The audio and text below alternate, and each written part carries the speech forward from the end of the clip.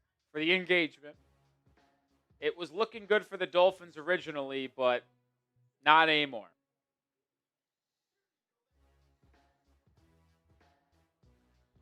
Dolphins did score the first points of the game. 14 unanswered for the Steelers.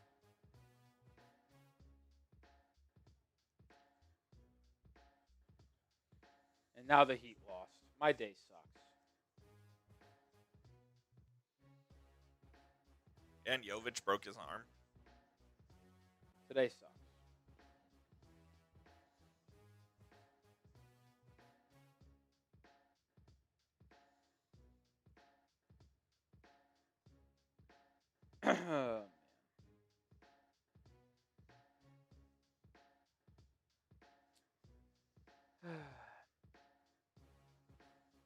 We owe some wheel spins, so let's get that going.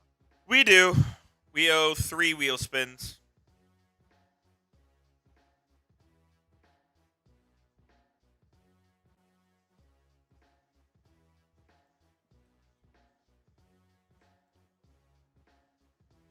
This one's for Brian Aycock. Extra raffle ticket for Aycock.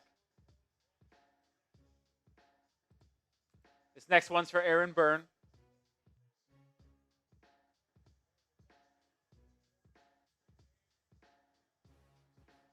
Oh, that's so close. Bummer. We'll do that in a second. And then this next one's for Rivero. John Rivero.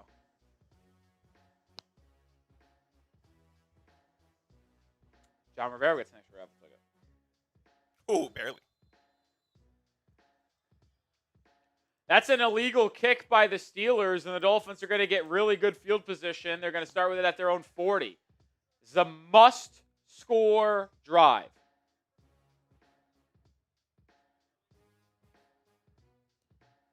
I'm going to try to be positive, man. It's a little difficult. If we can get a touchdown drive here, you can reel me back in.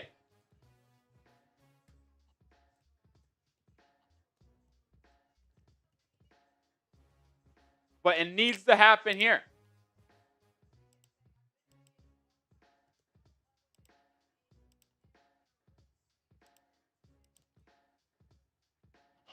Go follow Rolly on Twitter. Yeah, go follow me over on X for more on the Dolphins. At Nick_Wolf's the handle.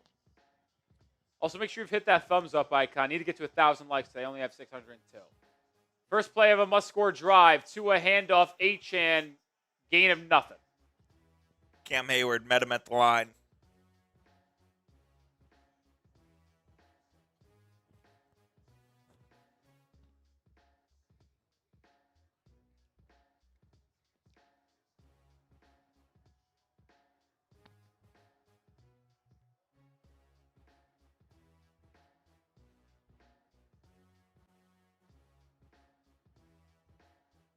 The Dolphins have 27 points on the season in the third quarter.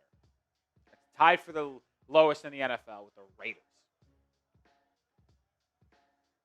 2 on 2nd and 10. Drops it down to Alec Ingold for 3, and it's going to bring up 3rd and 7. This is a must convert. Must convert. Yeah, you can't punt here. You can't give it right back to him, man.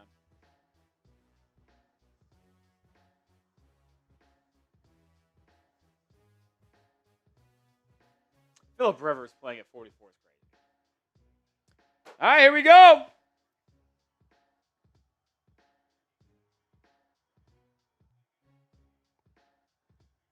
Tua to throw. Dolphins, he's under pressure, and he's sacked. Jesus Christ,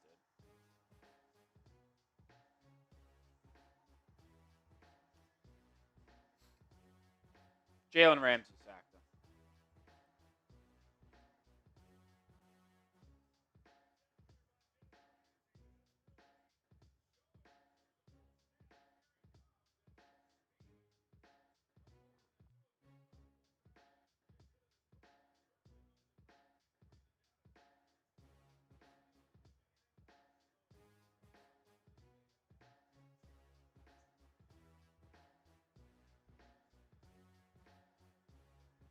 Bailey's punt is fielded at the 15, returned out to the 23-yard line.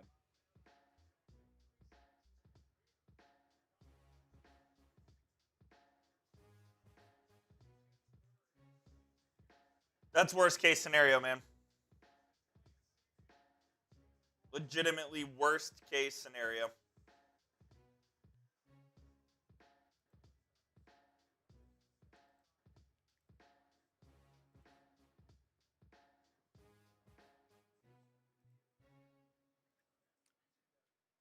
I don't feel good things right now. I don't feel good things. I'm not sure I see a way out.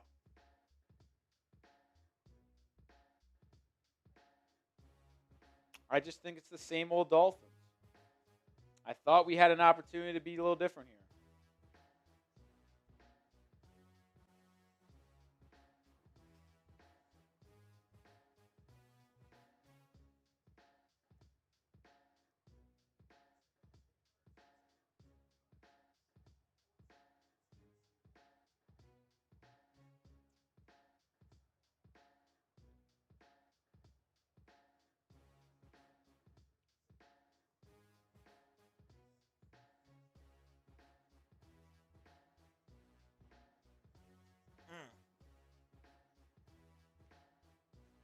Defense is going to have to force a turnover. Absolutely. I said that during halftime. They're going to have to make a play. If the defense doesn't get an interception or force a fumble, I just don't think there's really an opportunity for Miami to come back in this one with how poorly the offense is playing, more specifically the passing game. Right now, the Steelers are just loading it up in the box and saying Tua beat us, and they're betting he can't. And right now, they'd be correct. Right now, they'd be correct.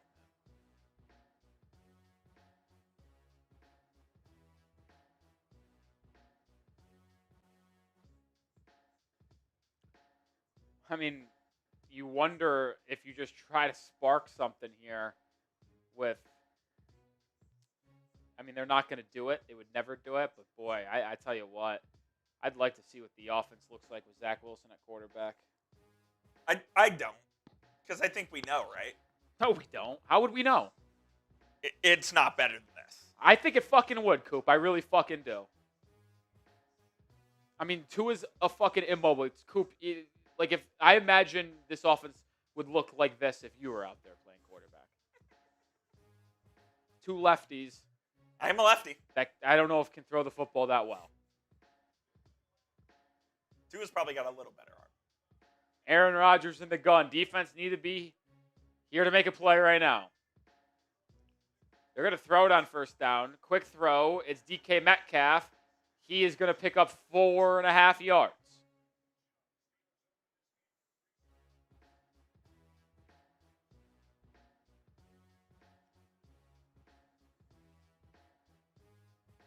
Steelers going hurry up here. A little surprised by that.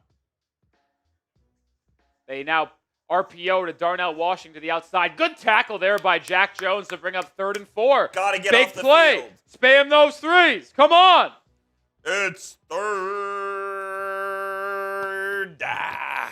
Play the game so far for Come on. Miami. If you can get a quick 3 and out and get it back to the defense, that's important. Rodgers quick snaps it, throws it deep, and overthrows MVS. Is there a flag? There's no flag, and it's a 3 and out for Pittsburgh.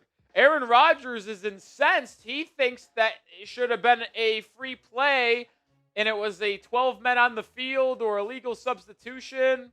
Whatever it is, it's not called. I don't know what the Steelers were thinking, but it's going to be a punt. 12 No. on the field. Assistance, 12 men on the field, automatic first down for Pittsburgh. I didn't know they could replay assist that.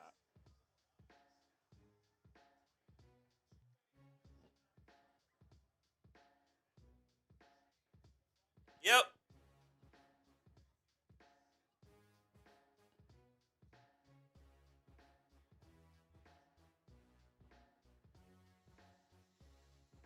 Zeke Biggers couldn't get off the field.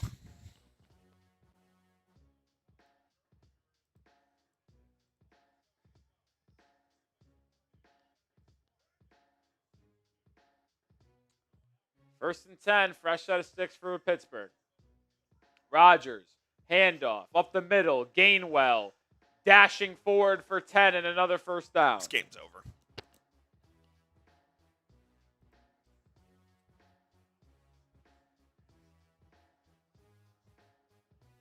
Nothing changes, man.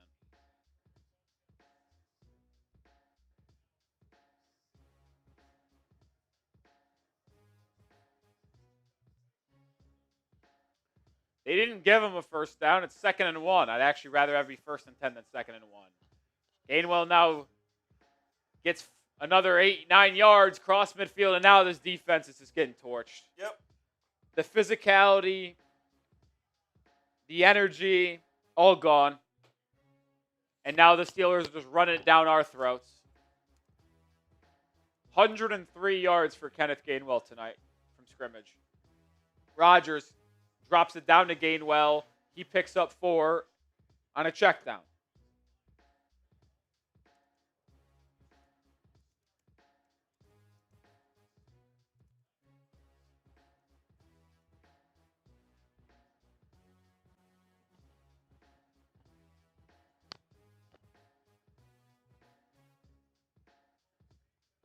Rodgers changing the play at the line of scrimmage. We're getting outgained 100 to -8 in the third quarter.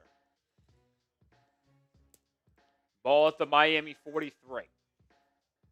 Dolphins bring a blitz. Rodgers has time, throws. Oh, it was almost intercepted, but Jordan Brooks could not hold on. It would have been a diving attempt. Just an incredibly difficult catch for a linebacker.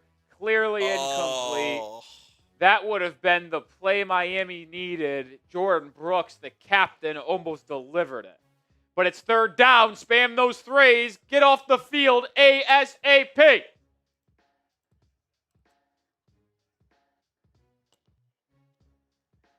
Empty formation for Aaron Rodgers. Now Jaylen Warren joins him in the backfield. And now the Steelers will call a timeout.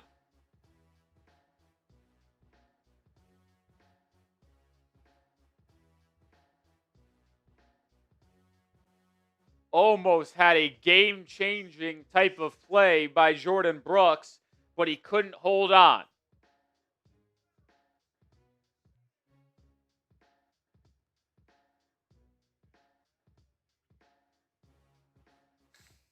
It was a hold, to be fair. That's not. I actually don't think it is.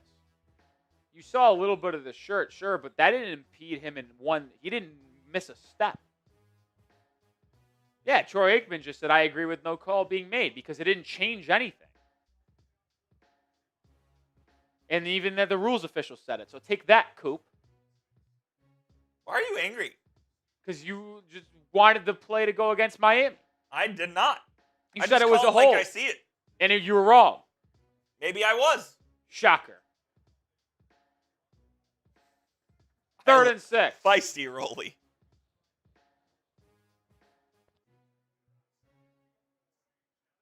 Gainwell joins Rodgers in the backfield. Now goes over in the slot. Rodgers takes the snap. Throws over middle. What was that? Muth just sat down in the zone and there was nobody even close to him. Remotely close.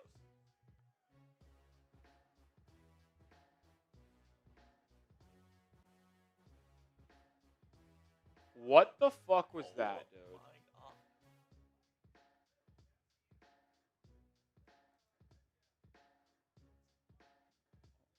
What is Tyrell Dodson doing?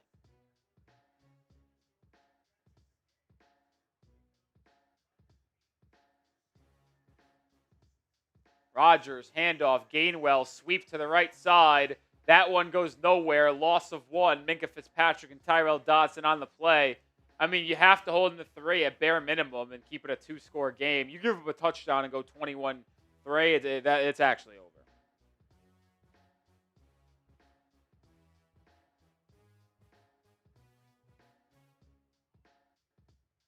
I mean, you got to hold him to 3 and keep it at 14.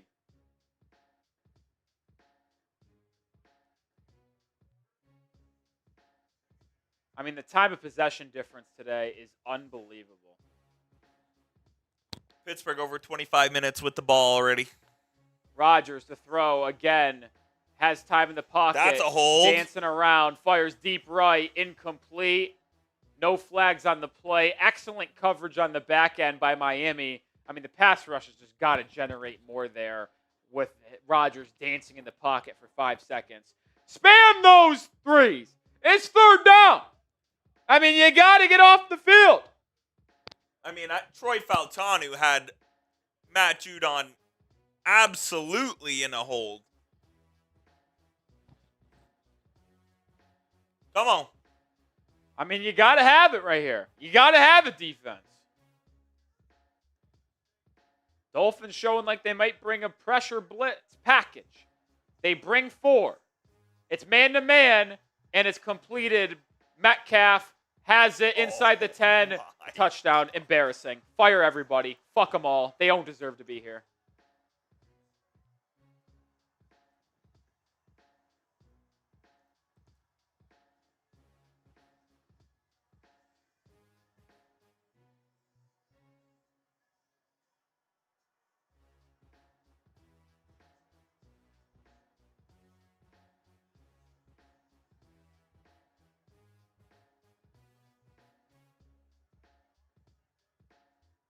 That was embarrassing.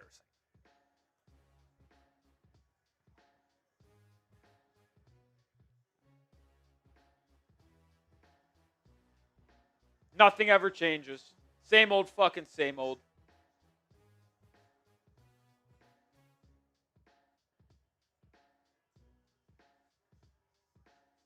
That was a total lack of effort.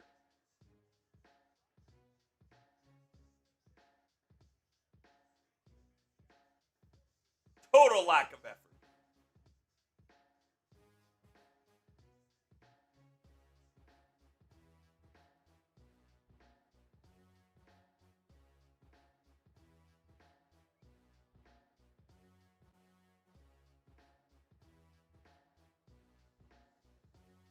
Wow, man.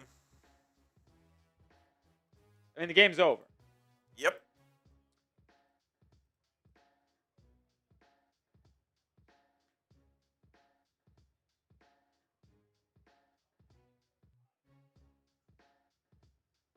You gonna do PrizePicks here? You can do it. I just can't do it right now. Today's show is sponsored by PrizePicks, where you and I are making decisions every day on what to eat, what gifts to buy, what games to watch. Well, making those right decisions on PrizePicks can get you paid. They do have a new feature where they're offering early payouts, meaning even if your lineup looks good, you can cash out even before the game ends. You can play in over 40 states, including California, Georgia, and Texas. They put their members first. All withdrawals are fast, safe, and secure. PrizePicks offer Venmo, Apple Pay, and Cash App for quick and easy deposits into your account this season.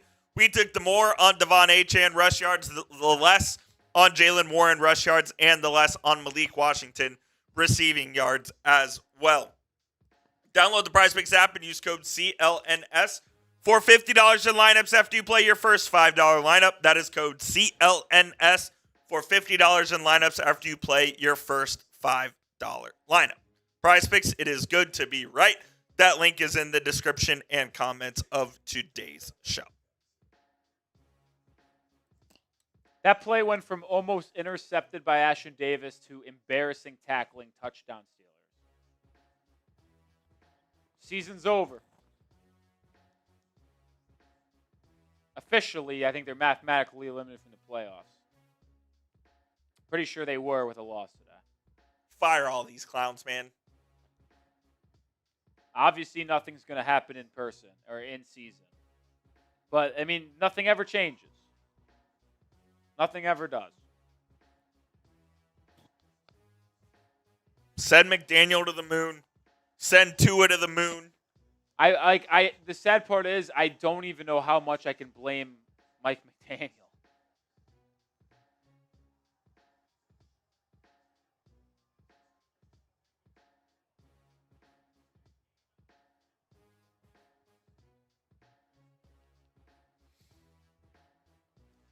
Don't know why I felt good about this game coming in.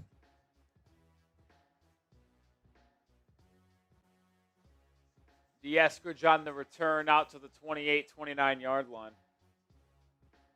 I mean, you also have to wonder, Anthony Weaver, is his defensive scheme not good against good quarterbacks?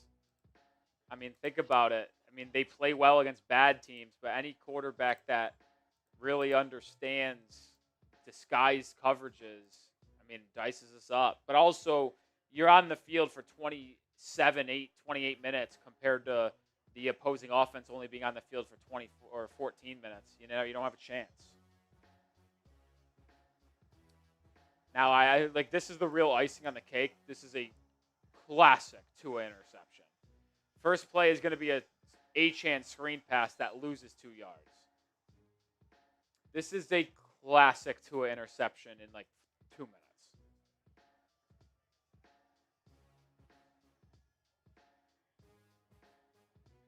I mean, the Dolphins have negative 10 yards in the third quarter. They're being outgained by 153. Sadly, not the first time that's happened here. And this happened against the Chargers. Down 14-0 in the third quarter.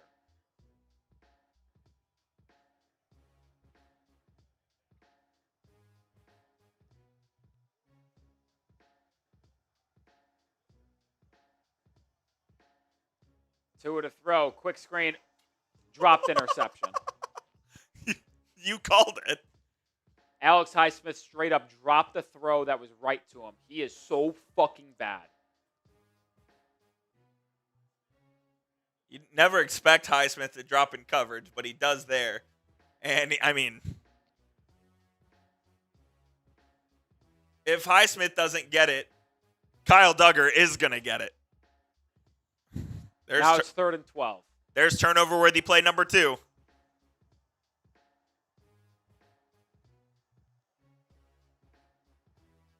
Dolphins haven't picked up a 3rd and long. They're 0 for their last 16. Tua is going to throw here. All day to throw. Moving to his left. Sacked.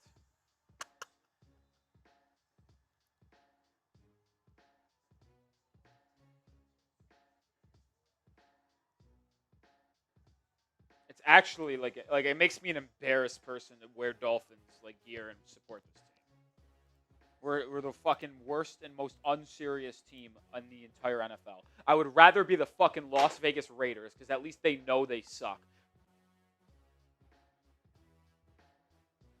This team just sits around 500 but loses every game that ever matters to anyone.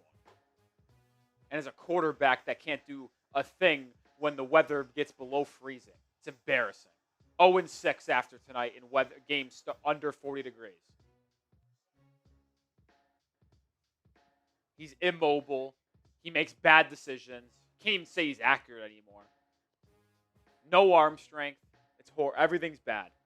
And then the defense has been on the field for 75% of this game. They stand no chance. Legal block in the back on the Steelers. It will come back the punt return.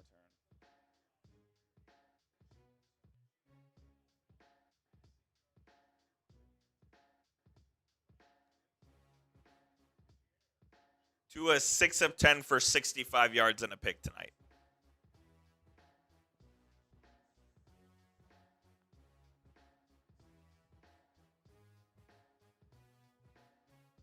I'm making a video this week that Quinn Ewers should start the final 3 games of the year. He should.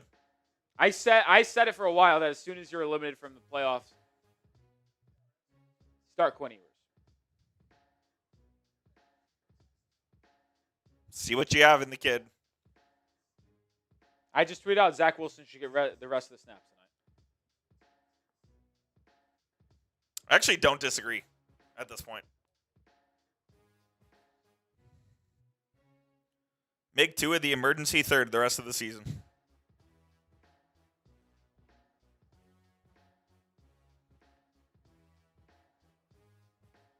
It's a joke, man.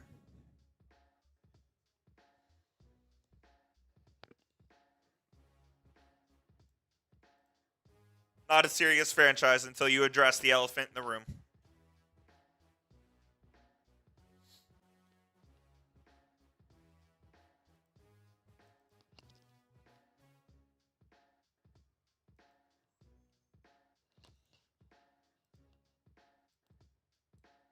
a.k.a. Miami with the 2.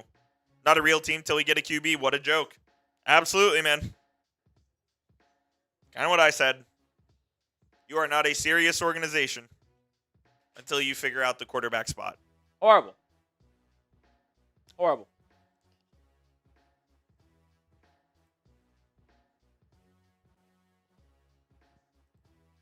I mean, it's important. I think it was important for this clarity to be met, though.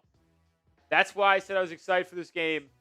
A win on the road in this type of environment would have provided the fan base with a little bit of optimism and McDaniel going forward. But another no-show performance from the offense and the team as a whole in a cold weather, on the road, primetime game just furthers the evidence that I've been saying for the last 2 months that Mike McDaniel should be moved on from. He's a 500 head coach that can't win against good high-level opponents.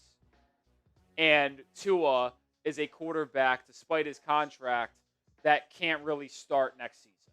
Just can't do it. If you want to make a $54 million backup, that's fine. But I don't think you could play him next year and be serious.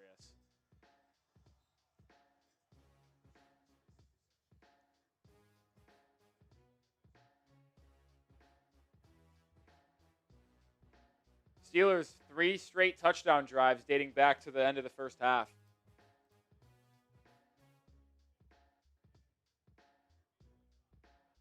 We might lose another first round pick, but how much money does Stephen Ross have to slide to it to make him retire?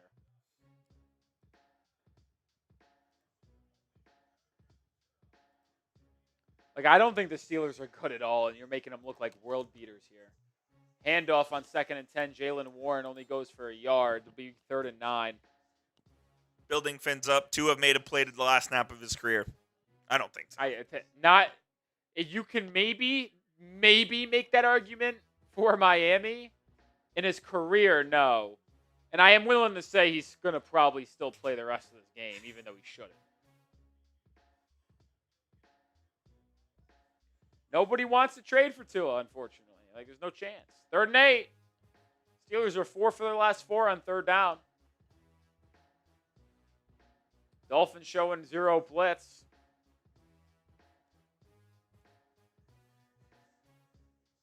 They don't bring it. It's a screen to Freiermuth, and he gets bucked a yard short of the sticks. Jordan Brooks lays the hammer. I'll tell you what, Jordan Brooks could play on my team any day. And I think he just got a taunting call. It's a first down for the Steelers. No way. I think, yeah.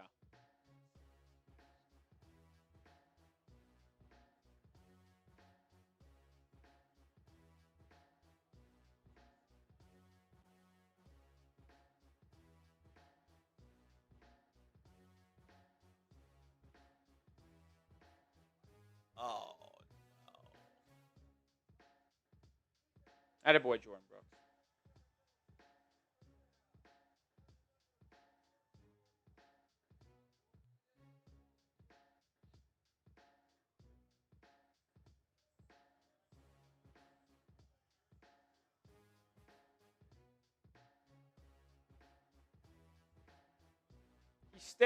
He did, Troy. Literally stood on top of him and stared him down. Unfortunately, that's the rule. You can't do it. Unbelievable taunting call there on Jordan Brooks. Shout out AK Miami, $5 super chat. You get in the raffle. I'm sorry to all of us Dolphins fans. We don't deserve this. We're going to be trashed for many years. Need Ross out of the building.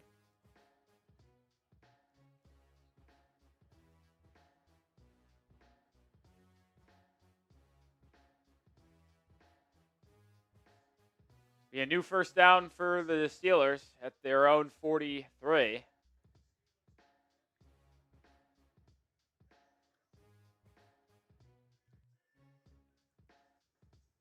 Handoff. Kenneth Gainwell reverses course and picks up 8 up the middle.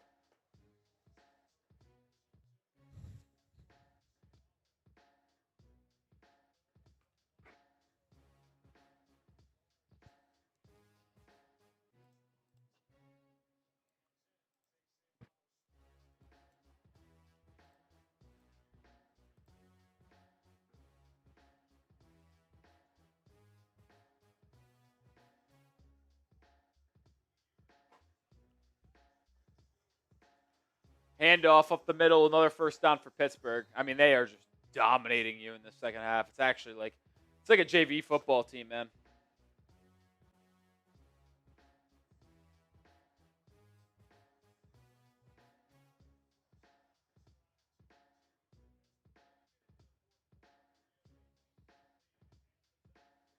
There's just really no way you can defend anybody on this Dolphins team anymore. Nope. Another 2 from AKA Miami says it started with the change of the logo. Negative 20 yards in the third quarter, by the way. Rodgers to throw on 1st and 10. There's a flag on the play. Rodgers is going to scramble and get 4 yards. Brooks should have taken a shot at him there. No, he would have been ejected. Only if it was unsportsmanlike. And then they would. What do you think they would have done after what already happened on this drive?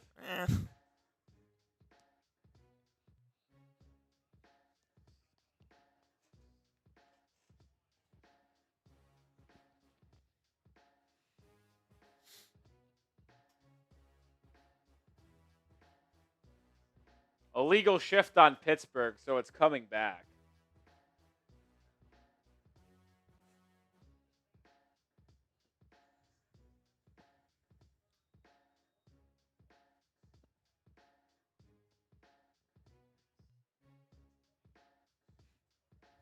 It's been so embarrassing tonight, man.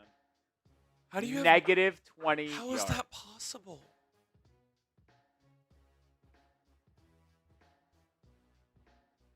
End of the third quarter. We head to the fourth quarter.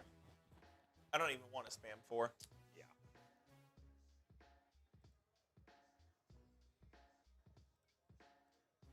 Yeah, it's bad.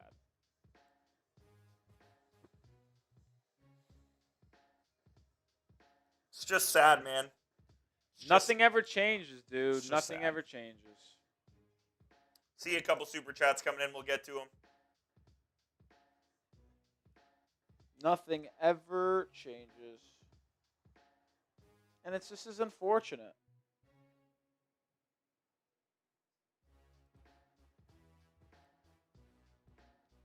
Shout out Acock with the 20. Says it could be worse. Could be Jets fans. Bins up FTJ. I don't know if I could stomach myself to say it, but there's something I want to say. Don't say it. Do you believe what that thought you're having? Yes, I do. No, you don't. There is a better chance that the Jets, like I know this, ACOT, close your ears. And Dolphins fans are going to get mad at me. The Jets are well positioned to rebuild. They got to do it the right way, but I would rather be in their shoes. I would, Coop. Coop, they have 2 first-round picks in each of the next 2 years' drafts, and they don't have a $54 million quarterback who is the worst quarterback in the NFL. That alone creates an incredibly small window for success for Miami because they're paying someone more than 25% of the cap to be the worst quarterback in football. Like, it's hard to say and admit, but and who knows, they probably will screw it up because they've done it for 25 plus years. But so have Miami. But at least the Jets, you have a little glimmer of hope.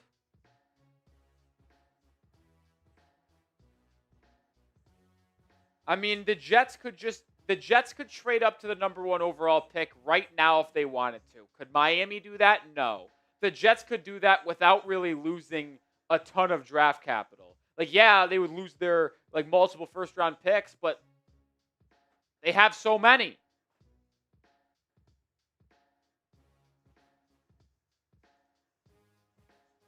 AKA Miami. Miami's big names come here. 0 wins the show. You don't really have any big names right now.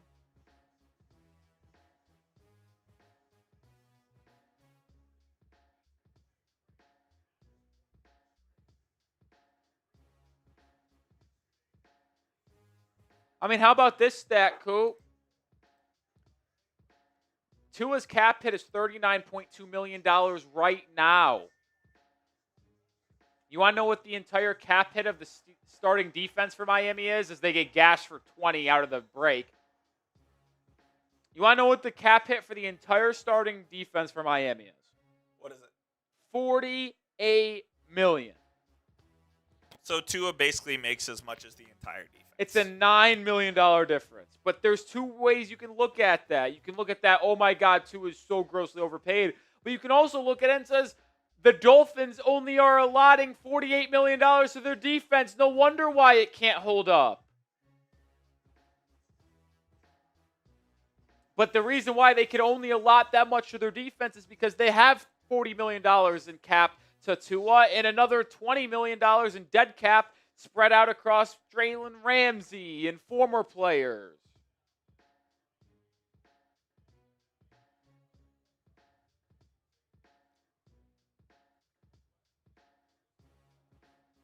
Embarrassing, man. Totally embarrassing.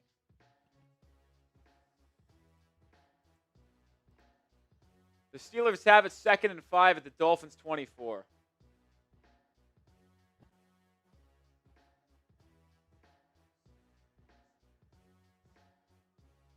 Rodgers drops it down to Jalen Warren. He's inside the 20 to the 15. They're into the PrizePicks red zone. And they're just leaning on us, man.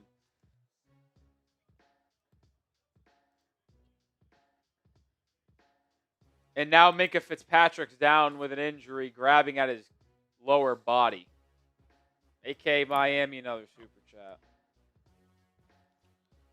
Been saying since we were 1-6, should have tanked for a pick. That's just not how NFL teams think, man. And I kept on saying it even during the win streak. Coop, you can back me up. You here. did. I said during the win streak, yes, this is much better football for Miami, but they're beating bad teams. The Falcons, the Jets, the Saints, the Commanders. The only impressive win was the Buffalo Bills, and that was a great, impressive win. But Miami has 5 wins, and all 5 teams are picking inside the top 10. Yep. So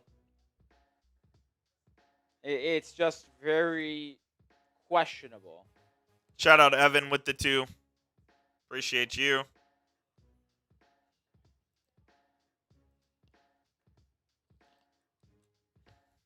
Terry as well. Terry Harkless. Terry.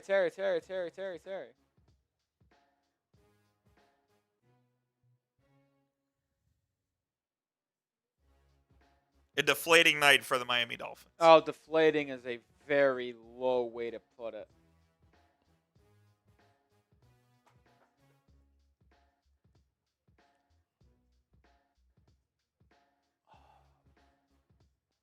It's just so disheartening. It really is. It really is. It really is disheartening, man. I'm telling you, I would start Quinn Ewers the rest of the season. And I think Zach Wilson should play the rest of the fourth quarter. Is there a chance, Coop, Miami finishes the second half with negative yardage? They're at negative 20.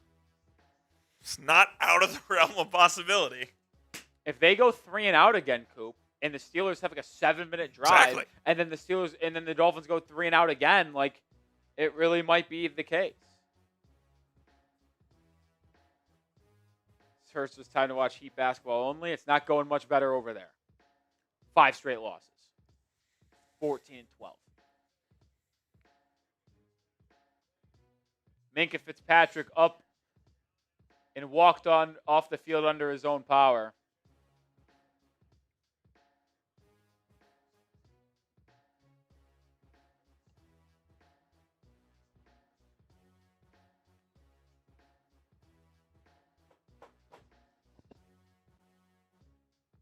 What happened tonight? Tua's fucking horrible. The defense, after starting out hot, just got worn down. When defenses don't respect your quarterback's ability to throw the ball down the field, you have no chance. They came out physical. Rodgers, toss. Jonnu Smith at running back, and he just scored a touchdown. And I want to cry and kill myself.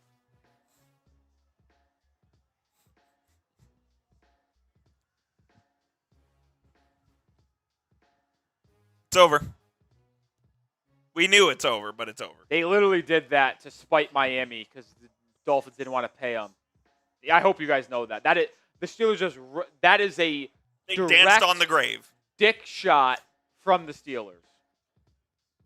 They just lined Jonnu Smith at running back and ran a halfback toss for a 15-yard touchdown, and they did that to spite Miami because Jonnu Smith did not get paid and got traded to the Dolphins or the Steelers. So now a 15-yard rushing touchdown from Jonnu Smith. Jalen Ramsey has a sack today. Wouldn't surprise me, Coop, if Jalen Ramsey has an interception to close this one out.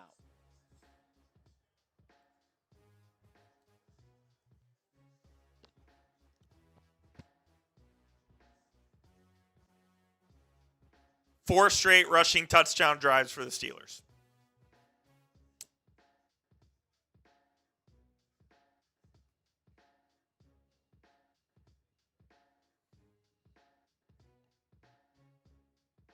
Wow.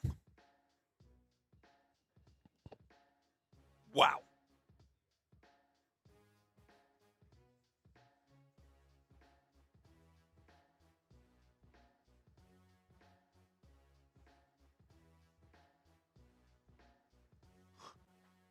I'm at a loss.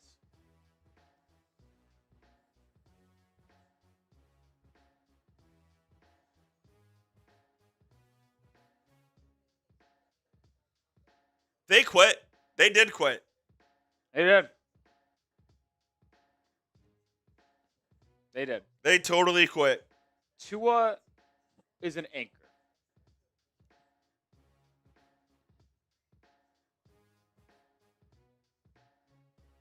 He holds us down so we can't move forward.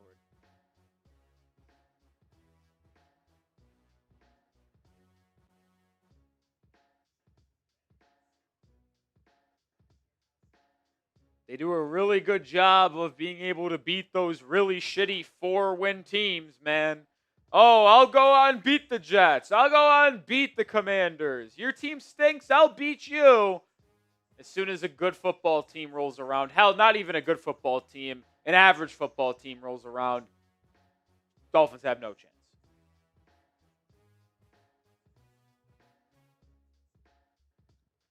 Where's the end?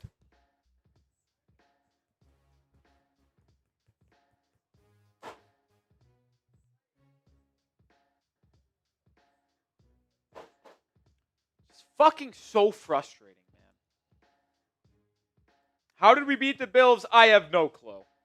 I really think that was by the grace of God.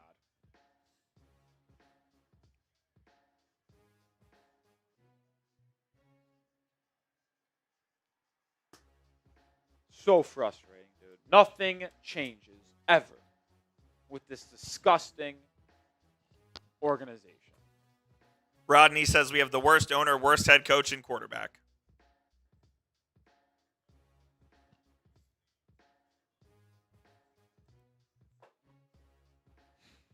They aren't, well, Tua's the worst. I don't think Stephen Ross and McDaniel are the worst at their current positions, but they're not good.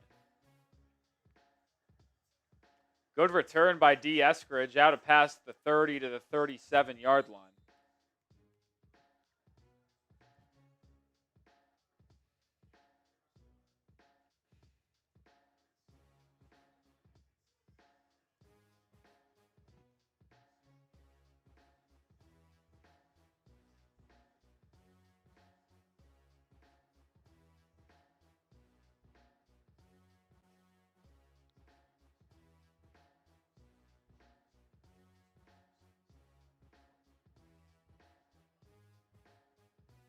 Man, I wish I could give you more energy. And more. Oh, Tua's out there. I'm actually surprised. I'm not. They were never going to Zach Wilson. Tua's going to throw on 1st and 10. Check down, Devon Achane. He'll pick up a first down and more. Gain of 15 for Achane.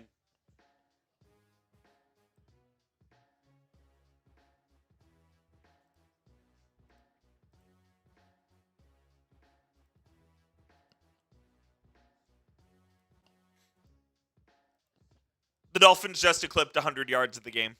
First down since 6 minutes to go in the second quarter.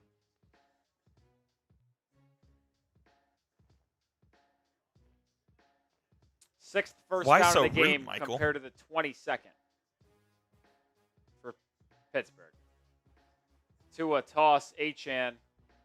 Achane has room, gains 10 on the carry. I mean, if I'm going to be honest, take out Devon Achane. He's dealing with a rib injury. There's no reason to It's play him. 13 degrees. Take him out. The only thing you're doing is risking re-injury.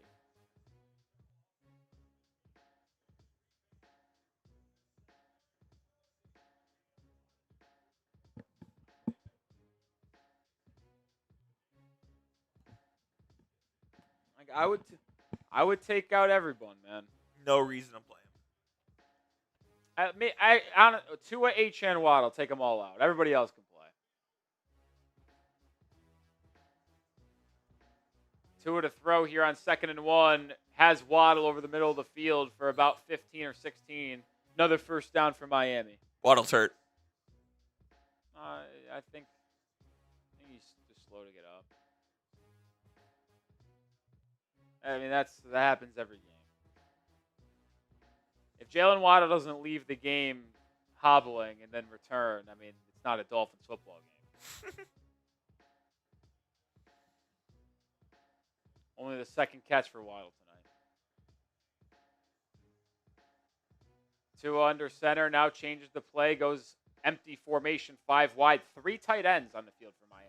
Only wide receiver on the field, D. Eskridge. Tua throwing deep over the middle. It's Waller.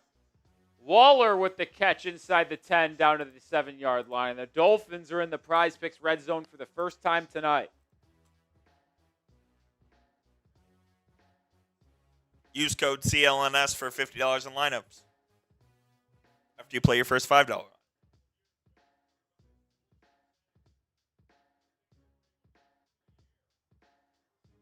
Best throw of the night for Tua.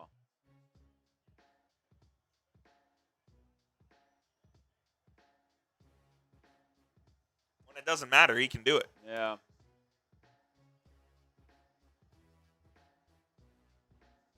Tua to throw. Nobody open. Rolling around. Scrambling to his right. Fires deep and incomplete. They'll bring up 2nd and goal from the 7.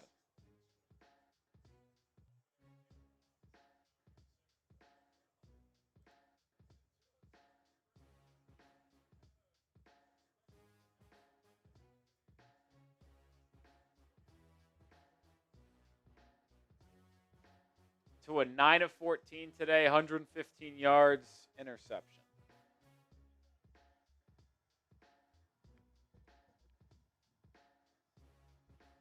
Tua in the gun. Gonna throw it here again to the back corner of the end zone for Waller, and he makes the catch in traffic. Touchdown, Dolphins. It's impressive play by Darren Waller.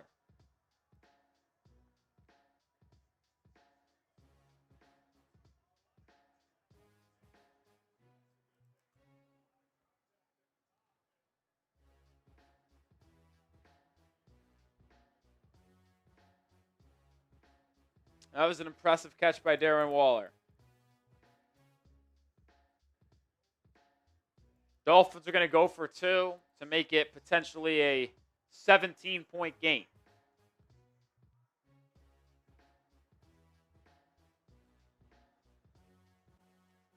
One for 1 on the year, Miami is on 2-point tries. Waddle back out there. Like I said, he always gets hurt and then comes back in.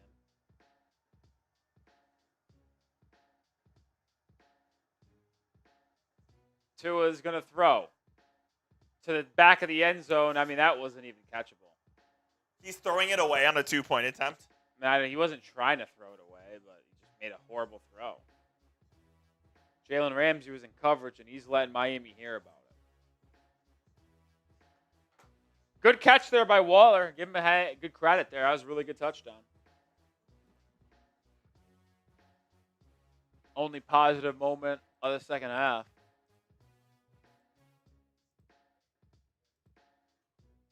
You want me to do the PrizePicks read? If you'd like. I could do this one. You got it? Yeah, I could do this one. I just always am going to throw it to you for once. No, that's fine. This episode is brought to you by PrizePicks. It's the holiday season, best time of the year for sports, bowl games, basketball matchups, playoff pushes, all happening at once. And while you and I are out here making decisions every day on what gifts to buy, what to eat, which game to watch, there's one place where it feels good to be right.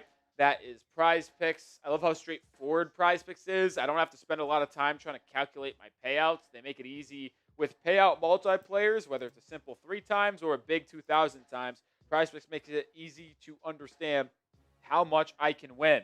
My entry today, let's take a nice little look at it here. Oh, so close. Somehow, some way, it's not going to work out for me. Malik Washington doesn't have even a catch, let alone a target.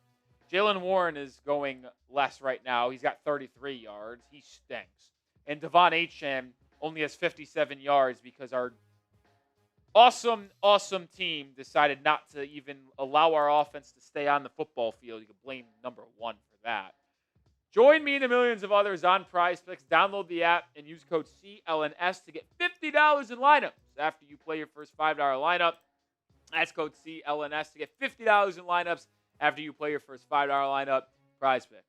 It's good to be right. Like lied. Sorry you guys got to put up with this. I'm sorry, too, that I chose this life. Did it to ourselves. I really am sorry. I apologize to myself. I do. I always look myself in the mirror and say, why'd you do this?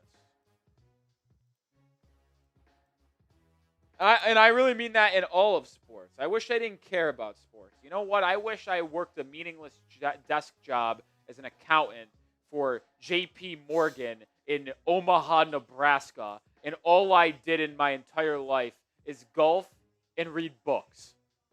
My life would probably be happier. I don't think you wish that for yourself.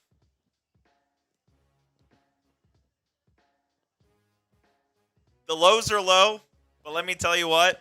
Has there been any highs, Coop? For me, yes.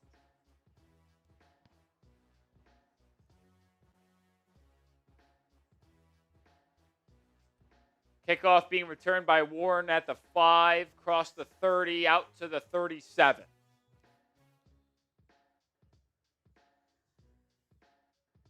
I've had some success in the NBA world with the Heat, sure. But it's been a lot of pain. The Rangers championship made it all worth it. I can't get one of those in my life.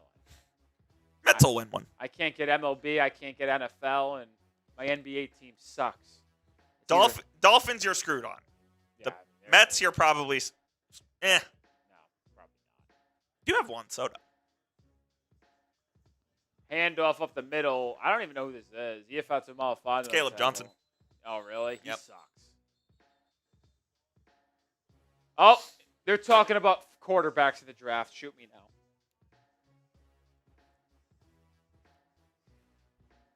Yes, Mensa, number 5.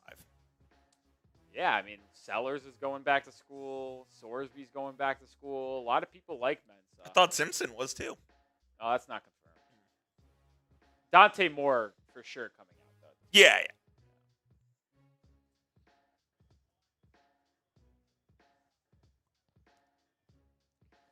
Second and 9 for Pittsburgh. Rodgers, toss, Caleb Johnson. The rookie out of Iowa picks up 3. He'll bring up 3rd and 5. And the time dwindles.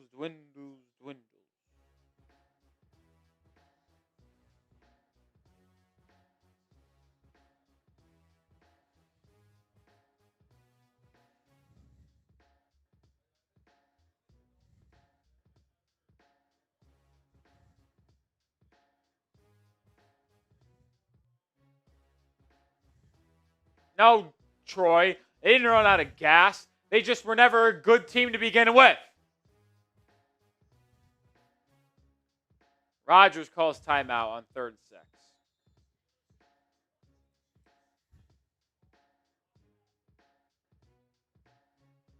No James Pierre.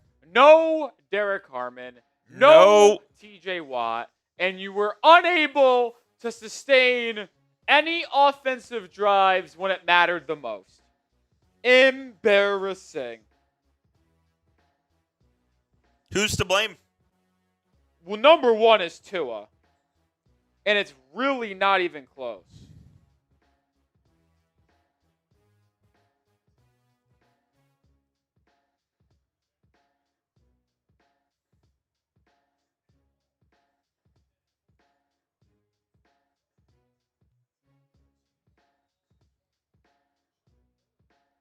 Oh, my God.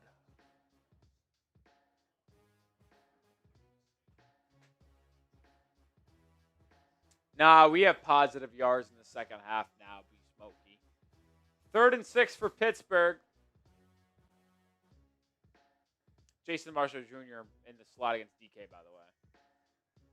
Now they double him with a linebacker. They run a quick screen on the other side of the field. LMAO. And I think Jalen Warren got the first down. They're going to give him enough yards.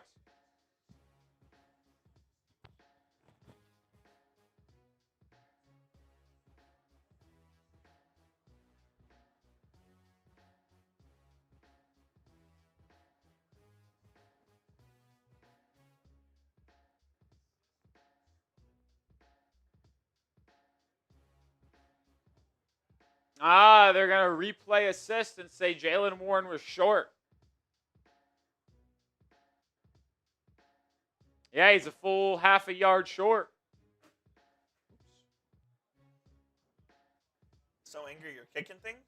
Accidental kick. I'm not angry anymore. I'm disappointed. Just sad. I'm not mad. I'm disappointed. That's the line, right?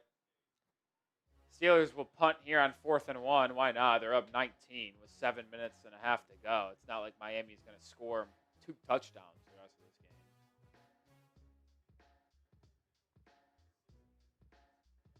I feel like there's been a lot of replay assists today. It's been the 3rd time. Yeah, it's doing its job.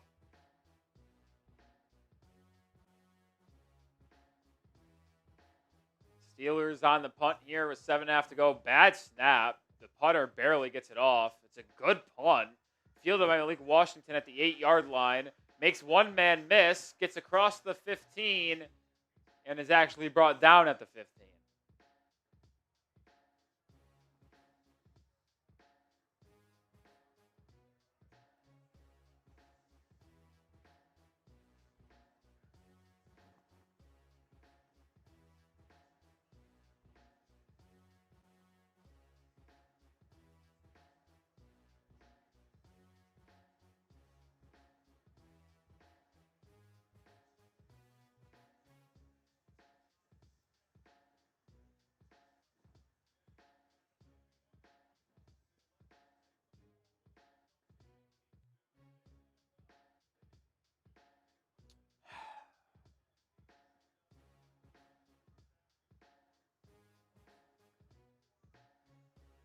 Tua in the gun. What do you even call this formation, Tua? No idea. A lot of whoop-de-doos, and it's a drop-down pass to Jalen Wright for 9 yards. Some version of the pistol? I don't know. T formation, but it's not a T because they're offset. Yeah. Dolphins will officially not be making the playoffs for the 2nd straight year.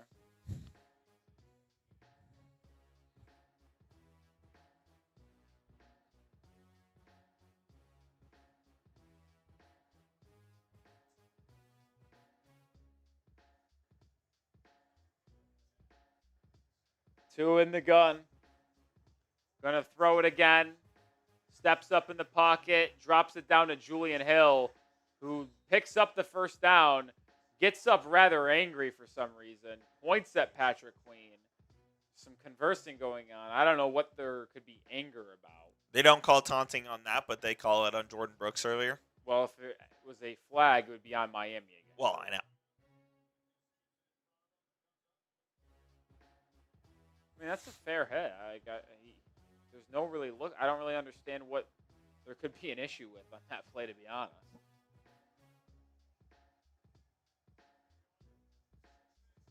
Tua to throw again. Pressured, sacked. Cameron Hayward.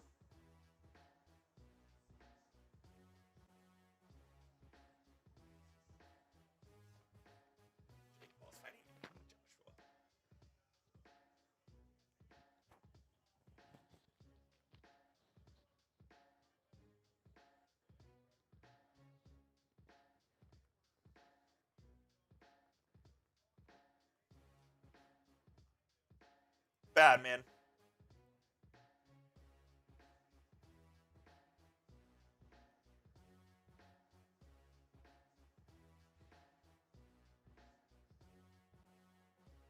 Tua finds Greg Dulcich for 25 yards. I think every tight end has hit their over in passing yards or receiving yards today, Coop. With that, Dulcich with 29 yards. His was at 17.5. Waller was at 28.5. He's at 34. Julian Hill's got 25 yards. I can guarantee you he wasn't over that. All three tight ends hit their over in yards today. AKA Miami says next 3 weeks play rookies and see who's going to stay. I agree. No doubt. Agree. Ball at midfield for Miami with under 5 to go. Tua's going to throw it again. Quick out route, Darren Waller. Oh, like Asante Samuel Jr. honestly should be kicked out of the league for that hit. That looked like the dirtiest hit. He went so low on Darren Waller. It is a miracle Waller's knee didn't just snap in half. He tried to take him out.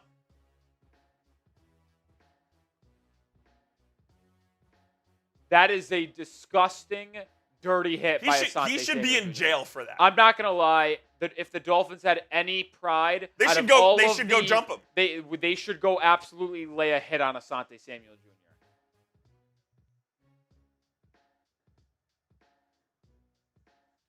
Tua's gonna throw it on 2nd and 6. Waller again. He's got 12 yards.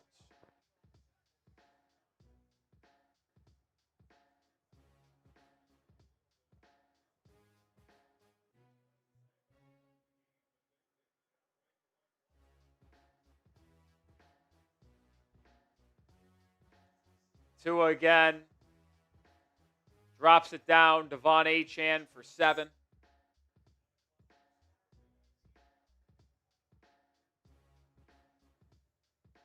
Shout out Herman. I mean, I wish I could fire him too.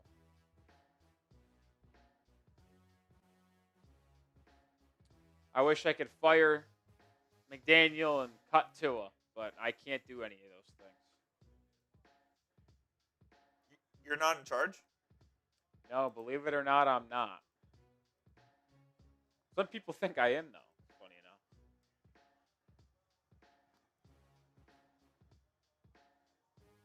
Tua stepping up, running around, finds Achane. Achane makes someone miss, accelerates inside the 20 down to the 13.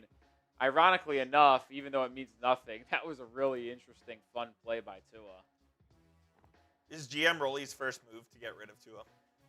I mean, I would try to find every avenue I could to get rid of him. But it probably doesn't exist. But it probably doesn't exist, unfortunately. You just got to probably wait another year. Now, I will say this, Coop. I think I am fully on the train of I might be willing to just say F it. He's a $54 million backup. Yeah. If you can get your guy in the draft. Not even that. I might just sign a bridge quarterback. I can't take another year of watching. Would you play Quinn next year? Yeah, I would. Yeah. Like either sign someone free agency, like trade for a Mac Jones. Like, will you trade a 4th round pick for Mac Jones? Yep. And just see if he can operate this McDaniel scheme at a high level. And just say, fuck Tua, dude. If McDaniel's here next year, of course. If he's not, different story.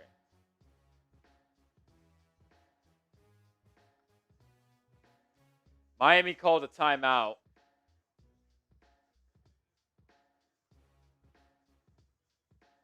Hey, we're going to give it... You know what? During the 2-minute warning, we're going to do our raffle. Okay.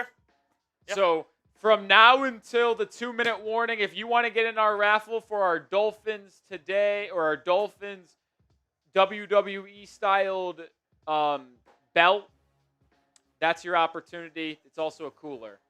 Tua are going to throw again, steps up in the pocket, floats towards the end zone, and once again, it's a Darren Waller touchdown. And Miami makes it a 2-score game. Why are they celebrating?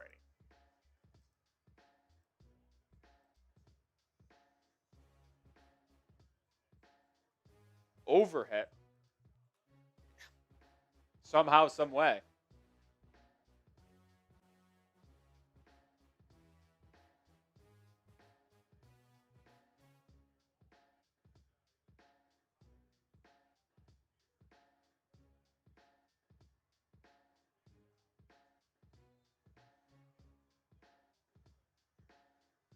Two-point conversion attempt for Miami. Tua's going to throw it. Doesn't pull the trigger on Waddle at the pylon. Scrambles out. Finds Dulcich, and he dropped it. Jalen Ramsey's such a fucking scumbag. I hate Jalen Ramsey. I hated him back when he was in Jacksonville. That cocky prick never won a single thing. I had to stomach him in Miami, and now he's such a dick.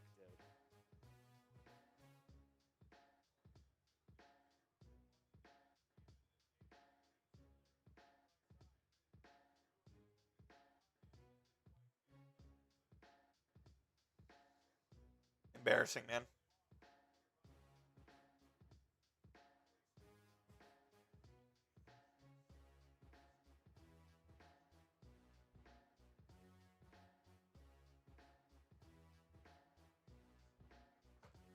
Here comes an onside kick attempt for Miami, trailing by 13. NFL is 446 this year on onside kick tries. 446, 9%.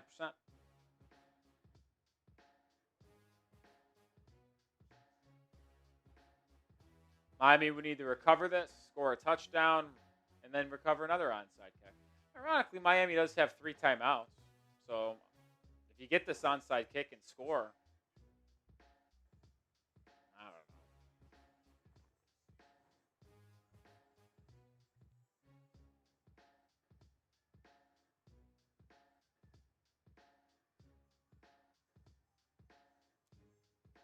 Is this the first onside kick for Miami this year? I honestly can't remember. I think it is.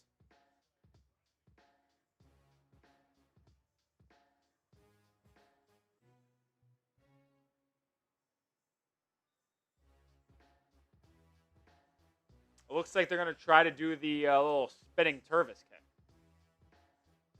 Patterson spins it. It's batted around, and wow, what a play by Connor Hayward. It's a good kick. Adam Thielen dropped it, but Hayward, right? Makes a great play, man. Adam Thielen misplayed it, and the Dolphins had an opportunity to recover if Hayward doesn't make a really good dive at it there.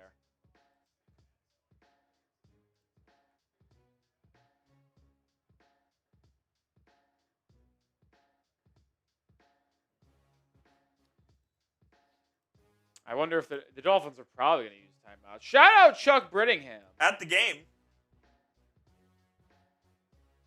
Yeah, it's depressing, Chuck. Shout out building fins up as well with a 10. This one. Oh, what did you say? Oh, no. Handoff, Kenneth Gainwell gets 4 yards. BPU says, thank you guys for sticking it out for this game. Such a depressing team. You're not wrong, man. Yeah, we'll be here the following 3 Sundays as well against the Bengals, Buccaneers, and Patriots to round out this season. But Miami is officially eliminated from playoff contention with this loss.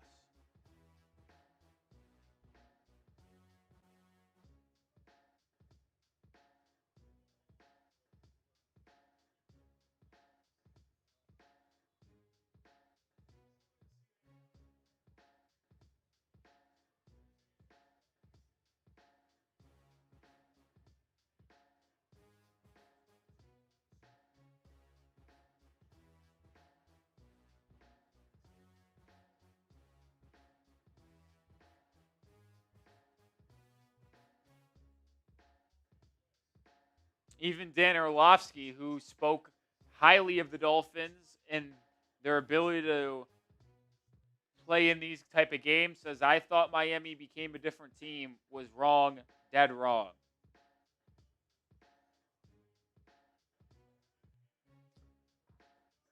Second and 6 for Pittsburgh. Toss to the right side again for Kenneth Gainwell. It goes nowhere, and Miami will call another timeout.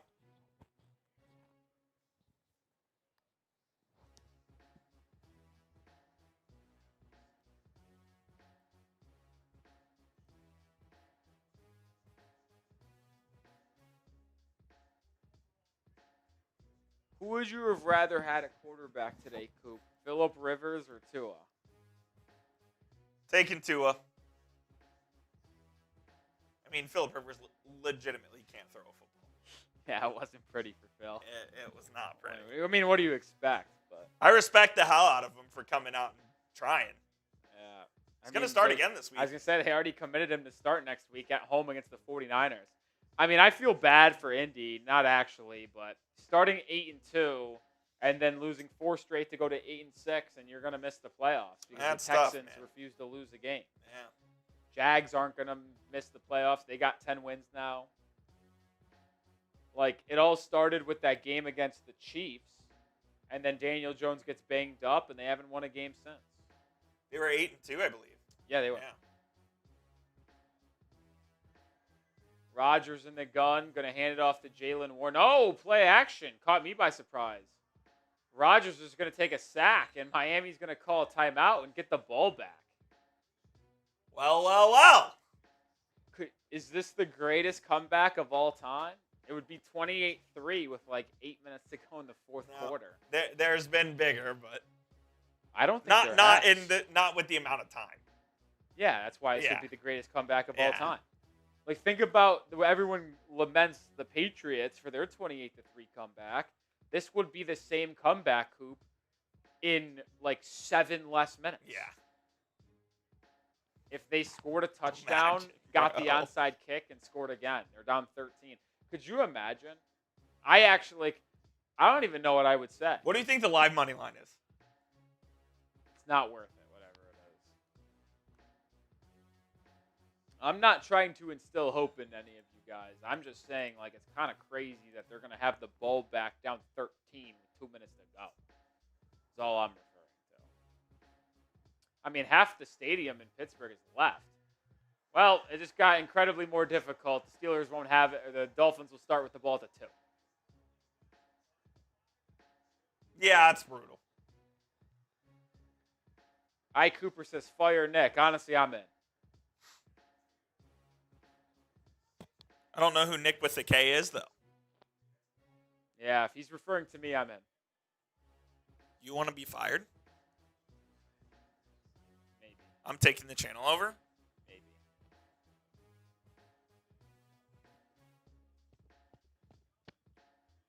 Having to watch this team every Sunday has done that to me. It was a peaceful Sunday yesterday. Yeah. I feel like that guy's been in Pittsburgh forever. Yeah, 13th season. Danny Smith, Yeah. legend. That guy just loves it, man. Gotta love special teams, man. Tua in the gun. Saw that Hand it coming. off to Devon Achane. That will take us to the 2-minute warning. So raffle time. Let's do it.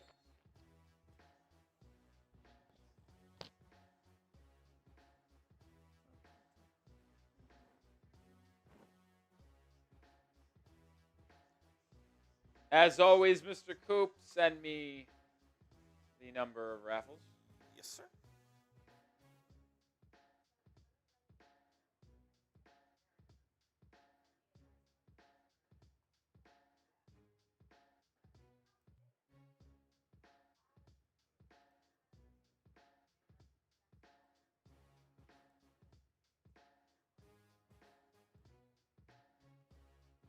We're going to do our raffle here.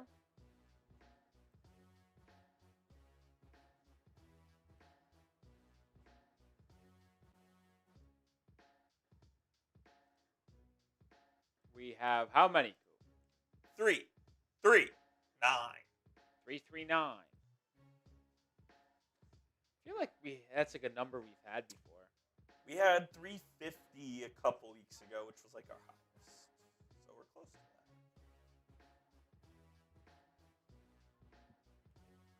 350 in week 10, 379 last week. All right, let's see who's going to win our Dolphins WWE Cooler Belt. We shuffled it up to 339, and we're off and racing. If Coop wants to let the people see the race, there it is. 10-second delay. Jonathan Soto out in the lead early, but the MVP, Brian Aycock, has a lot of duckies. So does Corey Belfaust. Remember, we double the raffle tickets on Venmo. Aycock leading halfway through this thing. You see Soto hanging around. You see Belfaust. How about Chuck Brittingham making some things happen? Belfaust now driving at the bottom of your screen. Belfaust took the lead, but then falters. Aycock still holding strong. Ron Brown in pursuit. Bat Ducky trying to make a push, and Belfaust, but Aycock won't let it go. Oh, he blows a tire. And now we have a different iteration of Brian Aycock getting the win. When you are the MVP and have the most tickets, you have the best chance of winning. That is top 4, all Brian Aycock. And for the second straight week, Brian Aycock has won the raffle and the MVP ball. He is certainly putting together a resume that will not be topped of 2025. All right, back here to close out this game. Tua from his own end zone finds Darren Waller for 5. Waller has 2 touchdowns in this fourth quarter alone.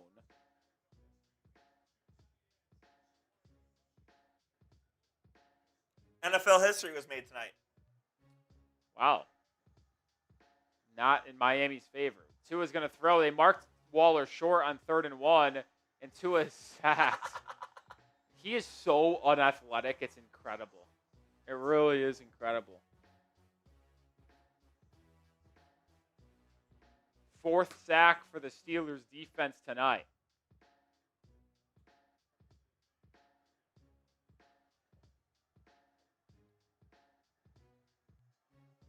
Tua to the throw. 4-man pressure. Drops it down to Achane. So the game lives on with a minute now to go. How far do you think Tua could throw the ball if he tried to right now? 45 at the max. At the absolute max, 45? Tua, incomplete. Drop by Nick Westbrook-Achane. He sucks. He's bad. You want another hand-up moment? Me thinking Nick Westbrook-Achane would have been good this year.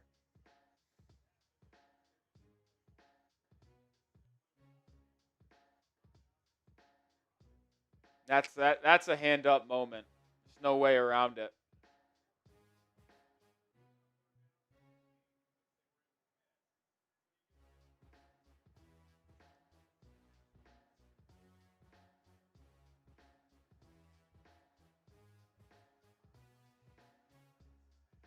Tua.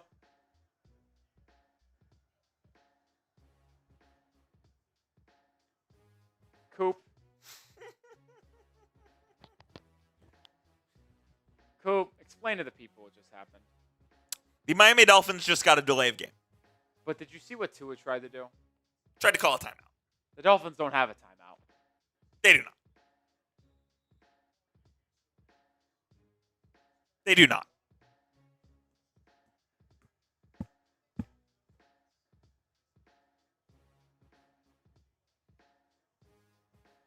Second and 15, Tua check down Malik Washington. First catch of the day. Tackled inbounds for 12. I don't even think the Steelers played fantastic football. They played bad football. They're not a good team. I'll stand by this. Whoever they play in the first round of the playoffs, they're going to smoke them. Whether it's the Texans, Bills, or Chargers, give me those 3. Tua Drops it down to Greg Dulcich. Dulcich gets the first down and more. Tackled in bounds, and I don't think the Dolphins will get another snap off in this one. All these garbage yards.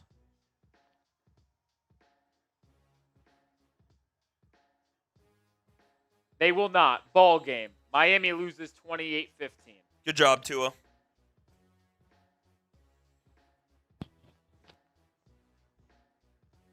Twenty-third straight win for the Steelers at home on Monday Night Football.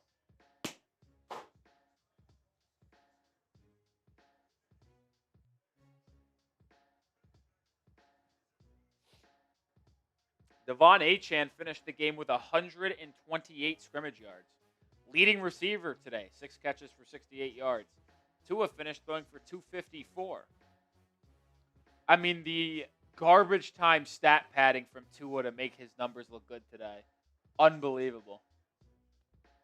There goes McDaniel jogging off the field. 22 of 28, Coop, 254, 2 touchdowns, and an interception with a 113 QB rating. Couldn't have been the most fake garbage statistical night from him I have ever seen. Joke, man. Dolphins only ran for 63 yards tonight because they fell behind early in the third quarter. It's unbelievable.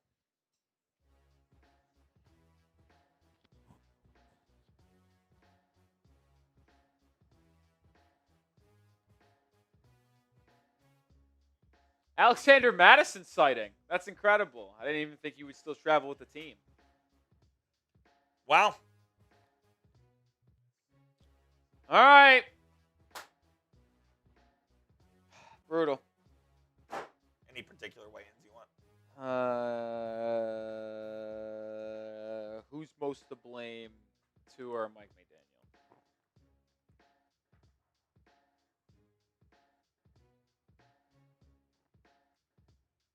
I think that's a good one, actually.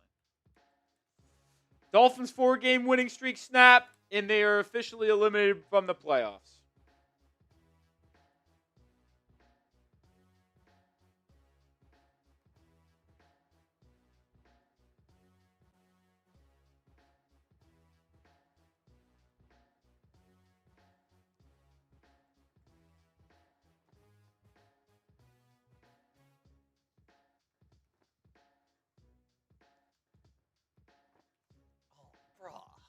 What? What? Smells like piss. I did not.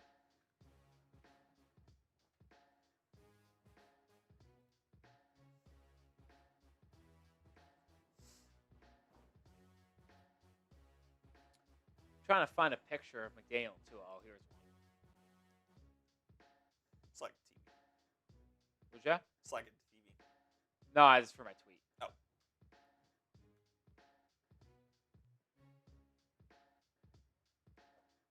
Miami Dolphins officially eliminated from the playoffs.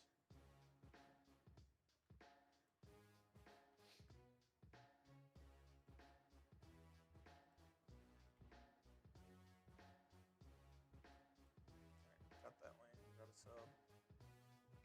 Already did our raffle. Brian Aycock got the win. Let me grab the. And we're going to do our post-game reaction show before signing off here on a disappointing Monday night once again. Nothing ever changes with the Dolphins.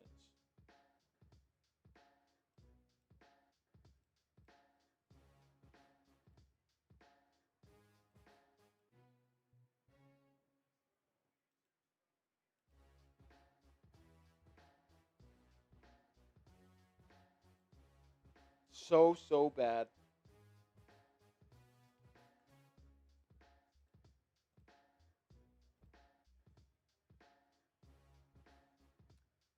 So bad. So disheartening. So disheartening.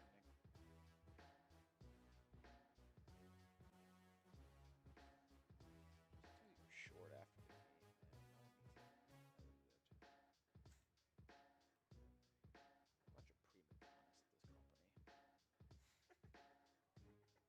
I do mine with no edits every day after a game that gets 30K every single time.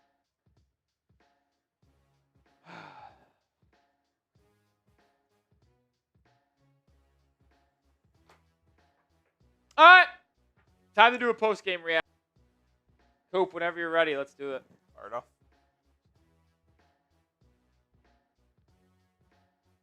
Same old, same old. The Miami Dolphins will never change with Mike McDaniel and Tua Tagovailoa holding their current positions within this organization. Miami loses this game in embarrassing fashion once again in the scoreboard, and some of these statistics that we'll look at throughout today's show as well do not paint the full picture on how much of a letdown this game was. And with this loss, the Miami Dolphins have officially been eliminated from playoff contention. There is no possible way they can make the postseason. And to me, the biggest takeaway from this game is the continued evidence that is displayed that this man right here can no longer be the QB1 of the Dolphins. There was a time to where people like myself, and probably many of you as well, believed that he could ultimately lead Miami to the playoffs consistently, maybe even win some playoff games, with the ultimate hope they win the Super Bowl at one point. I don't think there is a person in the world that believes he can still do that. And if you do believe that still, you are an absolute loony bin that should be checked into an asylum. These statistics make me disgusted because it paints the picture to box score watchers that Tua played a good game. It could not be more of the opposite. His limitations as someone who has lack of arm strength, his decision-making has not been good all year long, and the lack of ability to make plays out of structure and evade pass rushers puts so many limitations on this Dolphins offense. Miami trailed at half 7-3. But the truth is, it was a close game, but Miami couldn't sustain offensive drives because when Miami started to get something rolling, you know what the Pittsburgh defense did? And I'm sure I'll see a lot more of it on a second watch in the All-22. They started stacking the box. They started saying, we're committing literally 8 people to stopping the run. And we are going to dare you to put the ball into his hands to push the ball downfield and beat us vertically down the field. And Miami showed absolutely no ability to do that whatsoever. And I think it is perfectly encapsulated by the interception that Tua threw in the first half.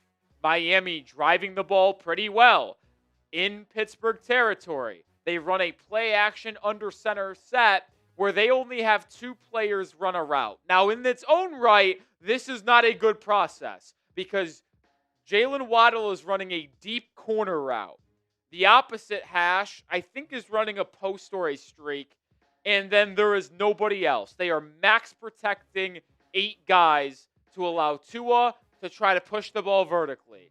And Tua throws the ball from the opposite hash deep to Waddle, and with good arm strength and good zip, this ball could be completed in between the safety and Asante Samuel Jr. But it's a weak throw. It's floated. It's underthrown by about 5 to 10 yards, and Waddle is unable to break the pass up. Asante Samuel Jr. makes the interception. And my question is, why aren't you having at least one player release into the flat as a valve for Tua in this throw? It's not a throwaway or nothing. And then if you're Tua, you have to make a better throw than that. And it just shows the limitations that he's had. Miami has never won a game with Tua at quarterback that is under 40 degrees at kickoff. I mean, Tua won his first game last Sunday against the Jets in a game that kicked off under 46 degrees. There is a lot to not like about what happened on the football field today. And we are going to get to Mike McDaniel here in just a second. But to me, I think the largest takeaway was Tua is arguably the worst starting quarterback in the NFL. And he is being paid $39 million this year and $54 million cap hit next year.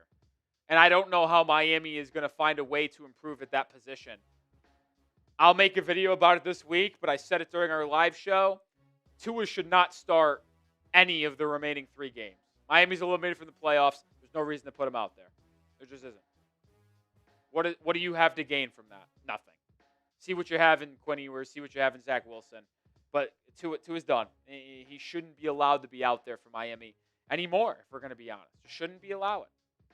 Make sure you subscribe for more content. And we're going to get into Mike McDaniel here in a second.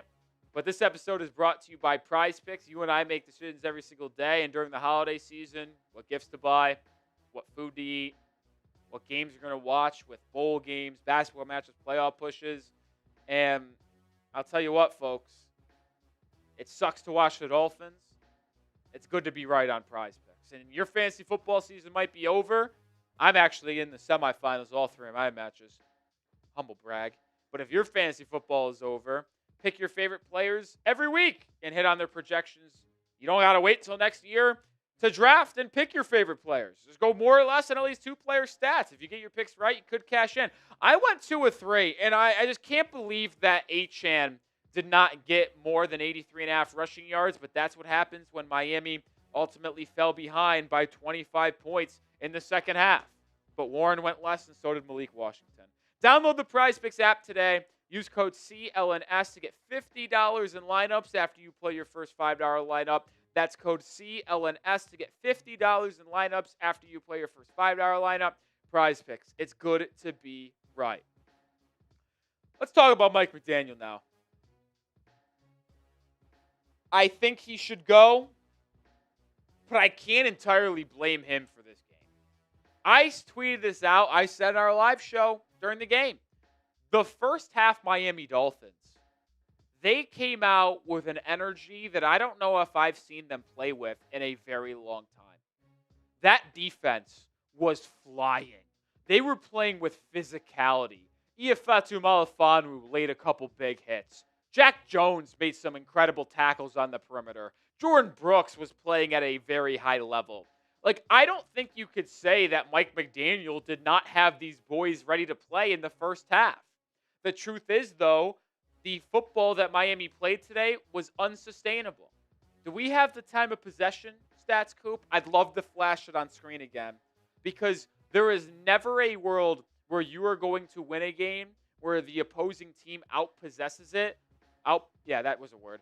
More than you in this degree. And at one point in the game, the Steelers' time of possession was 28 minutes compared to the Dolphins' 15 minutes. You want to know why the Steelers were able to have such offensive success tonight, and I'm not going to blame Anthony Weaver or this defense, although there's a conversation to be had about how good experienced quarterbacks are able to dice up a Weaver defense pretty solid and pretty consistently in comparison to poorly ran quarterbacks and offenses like we've seen over the last couple of years. But when your defense is on the football field for 28 minutes compared to your offense only being out there for 15, your defense isn't going to stand a chance. They're just going to be worn down. They're going to be tired. And that's exactly what we saw in the third quarter, when at one point in the third quarter, you were being outgained just in that quarter alone, 130 to -20. I didn't want to blame Mike McDaniel for coming out of this game because I don't think it's his fault Miami fell behind. It's the lack of quarterback play at a high enough level. But you have to go back to look at this third quarter Dolphins. They're the worst third quarter team in the NFL. They have 27 points in the third quarter this season. That is tied for last in the NFL with the Las Vegas Raiders, and the Raiders are the worst team in the NFL this season. The Dolphins are consistently being out-checkered, out-chessed in the second half. They're one of the worst second half teams in football. We just talked about how bad they're in the third quarter. Some of that has to deal with coaching, not making the right adjustments. Your opponents are making the adjustments to what you're game planning, and they're dominating you. You are unable to make the adjustment back. It's just disheartening to watch week in, week out, season in, season out. Who is the most to blame for tonight's loss? Is it Tua or is it McDaniel? Those two are the top of the totem pole. T for Tua, M for Mike. I'll say this again, too, before we close out today's show. I tweeted it out. Tua shouldn't play for the rest of the year. I said it today. Quinn Ewers or Zach Wilson should start every single game the rest of the way now that you're mathematically eliminated. But I think you have to move on from Mike McDaniel as well. And even though I'm not giving him full blame for today's game, I would blame it more on Tua and the inability for us to have a legit passing attack through the first 3 quarters, because all of Tua's stats today, literally 180 of his yards, both of his touchdowns, came in the fourth quarter in garbage time defense from the Pittsburgh Steelers. That's what it was. Like, this is the most fake game of all time, and it makes me mad he ended up having a good statistical game. And most of you guys are probably going to twist my words and say that, oh my God, you're mad he had a good statistical game, you hate Tua. Not the case whatsoever. I'm just mad that people like you are going to look at this and then say he had a good game when it was one of the worst football games I've seen through the first 45 minutes. He was god-fucking awful. Horrible. But you got to fire Mike McDaniel. Because we've said it. Coming into this game, he was 4-15 against teams that were better than 500. We said it all week. Biggest game of Mike McDaniel's career. He comes out and he could dispel massive doubt in the narratives against him. That he can't beat teams above 500. He can't win in cold weather games. He can't win in December, November, January on the road. 0-3 again. Because how can you look at yourself in the mirror and say, yeah, let's bring back Mike McDaniel next year. Let's start Tua at quarterback. It's going to be different. Definition of insanity. Doing the same thing over and over again and expecting different results. If you have Tua and Mike McDaniel as your head coach quarterback combination in 2026 and expect anything other than a 6-11 season where you probably start off the year 2-5, win 3 games in a row, and then have 2 gut-wrenching, horrible performances in November on the road, you're psychotic, because that's exactly how it's going to happen. That's exactly how it's going to happen. They both got to go in the offseason. We'll be here every step of the way. We'll be live on the channel tomorrow. We'll have a video out tomorrow morning, and we'll have you covered every day this week leading up to the next game on Sunday against the Cincinnati Bengals. We're now just playing for fun the rest of the year to play spoiler, to see what we got in some young guys, which is why I want to play Quinn Ewers the rest of the way. That's all the season is about at this point. So stay with us, because we'll have some things to talk about. See you tomorrow.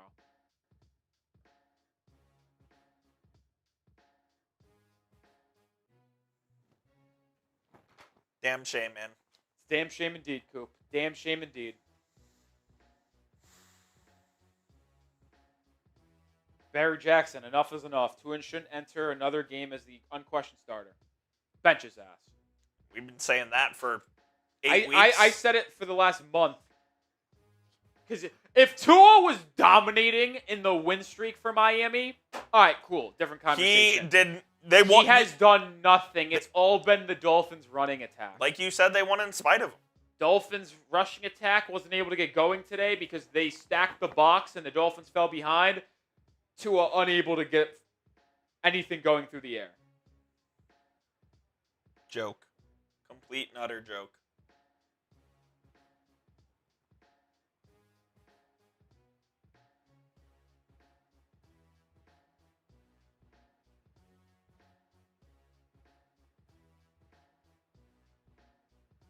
Apparently, Jalen Ramsey said to the camera after the failed 2-point conversion, he weak as fuck.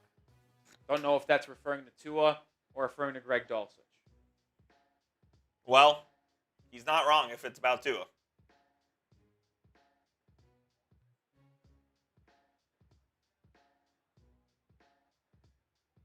The disappointing is that once again, when the going got tough in the second half, the Dolphins rolled over. Yep. They quit.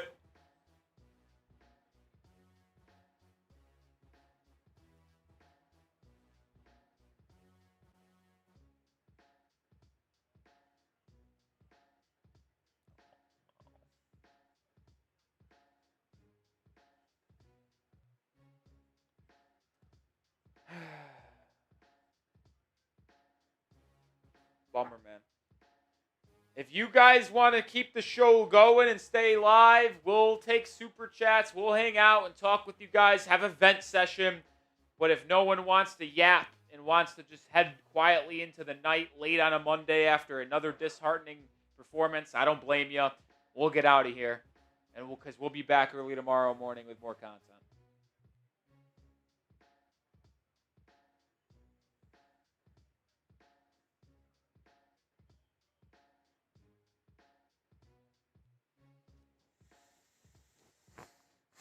We'll give it a minute.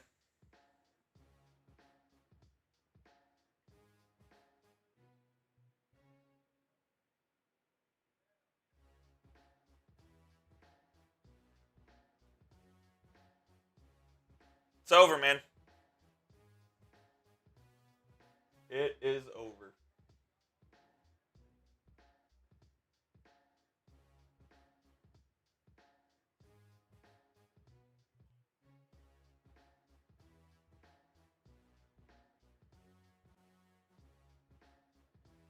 I love that title I just put in there. If you saw it. Same old Dolphins, all caps, embarrassing performance. Dolphins or Steelers.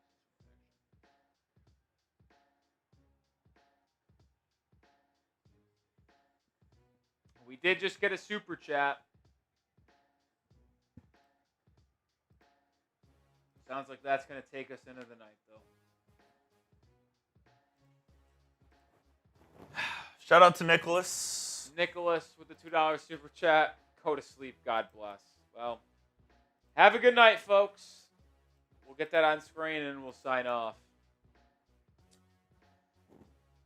Would you give Mike another year? Is he gone? I think after this, I said if they, I have been wanting to get rid of him for a while. I said if he won this game, I am fully on the give him another year and see what can happen in 2026. But once again, another poor performance. And like, what are you doing in the fourth quarter? You didn't go hurry up at all. No sense of urgency. But then you wanted to call timeouts. You wanted to onside kick it. If you wanted to try to come back and win the game, play with urgency in the fourth quarter. They didn't do that. They didn't play with any urgency all day.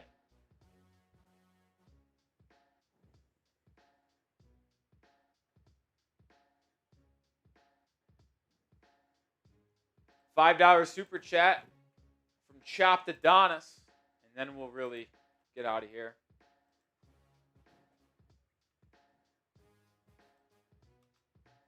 Time to get rid of Tua. Going on Mendoza. Well, if you want to go in on Mendoza, you're going to have to trade up inside the top 5. He's going to be a top 5 pick. Number 1, I don't know. Either him or Dante Moore in all likelihood, but he's going to have to be traded up for. Are the Dolphins willing to trade up from 13 to the top 5? And do they really have the capital to do it? That's going to cost you a haul. That's going to be like your first this year, your first next year, your second this year. Is it worth trading up and drafting a quarterback like that right now with where this roster is constructed? Probably not, right? I think, unfortunately, the best way to go about this is drafting a quarterback maybe in the 3rd round. It's going to be Tua, Ewers, and that rookie. And then, I got to be honest, I would just not play Tua and have Ewers versus the 3rd round pick compete for the starting role in the preseason. And if both of them suck, well, then guess what? Then you'll be picking inside the top 5 in the following year with potentially a better draft class at quarterback. That's what I would probably do. Or I would sign a free agent quarterback as a stopgap guy, compete with Quinn Ewers, or Jameis Winston or something like that. Trade for a Mac Jones maybe. Have Mac Jones start next year. Tua back him up. Ewers as your QB3.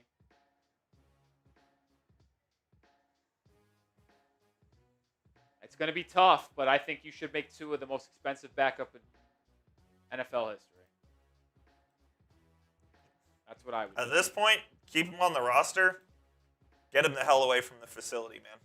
Oh, that's not very unlikely. So, Chris Paul style, send him home. be something. To James coming in, says, we love you. Your rage makes me less depressed. Well, I'm glad that my anger can help you guys get through your anger and disappointment. And on cue, Arch Manning just said he officially will return next year. Not that that's a surprise. Yeah. But. All right, that's going to do it for today's live stream, man. What another disappointing performance from this team. It's clear what Miami must do going forward. It's clear. Must be clear. All right, peace out, fans. See you tomorrow morning with another video, and we'll be live tomorrow afternoon as well. Peace out.